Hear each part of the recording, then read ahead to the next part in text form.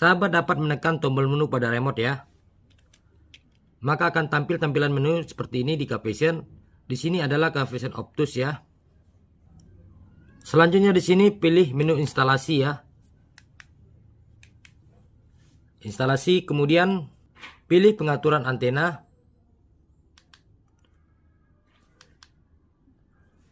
Maka akan tampil tampilan seperti ini ya. Di sini sahabat dapat menggunakan Cavision C ataupun Telkom 4. Ini sama ya, fitur ini sama untuk satelitnya Telkom 4 ataupun Cavision C.